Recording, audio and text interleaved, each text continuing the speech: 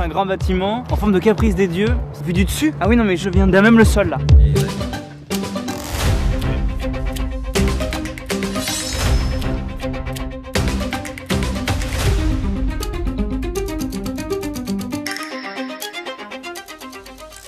Pour qu'il y ait une histoire, il faut qu'il y ait du conflit, des gens veulent la même chose, ils se battent, voilà.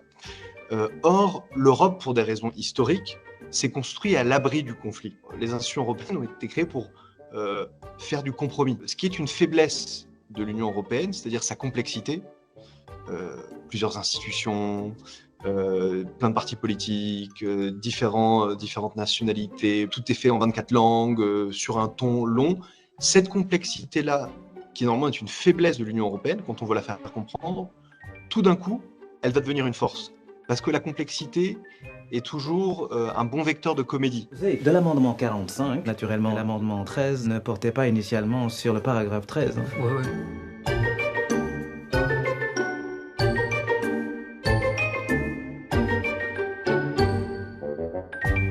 Noé Debré, lui, il avait ce sentiment qu'il y avait une histoire à raconter. Moi, qui ai longtemps travaillé pendant les institutions européennes, je sais les coulisses des compromis européens, c'est-à-dire les coups bas, les tractations, les conflits qu'il peut y avoir entre députés, entre États membres. Et donc tout notre job de scénariste, ça a été de faire remonter à la surface le conflit que le public ne voit jamais, mais qui est bien là dans les institutions européennes, et d'en faire matière à fiction.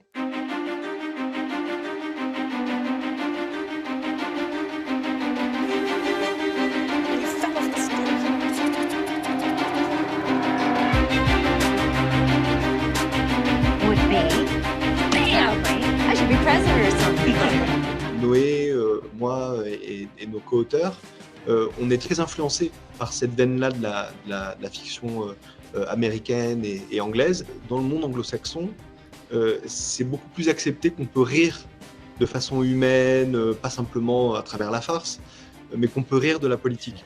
New friends, so happy. What a day, huh? Could you give me back my... Yeah. Tschüss. Elle est en train de me tuer mon amendement, ça y est. I've come with special instructions from Ingeborg for the presentation. What are you doing? I'm giving precise instructions for eye contact. Ingeborg, so to get what she wants. C'est très très dur de faire rire à l'époque de Trump.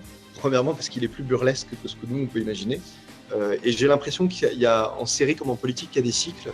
Quand la réalité est trop absurde, tout d'un coup on veut se réfugier vers des séries qui parlent de sérieux. Et quand le réel est trop sérieux, on a envie d'aller chercher dans la fiction quelque chose de plus burlesque, de plus léger. J'ai l'impression que dans Parlement, on est plus du côté de la comédie que de la satire parce qu'on a beaucoup de tendresse pour nos personnages. Il y a peu de personnages qu'on ne sauve pas finalement. Alors évidemment, on n'essaie pas d'encenser l'Union européenne parce que de toute façon les gens ne seraient pas intéressés à ça, mais on n'essaie pas d'en faire une critique.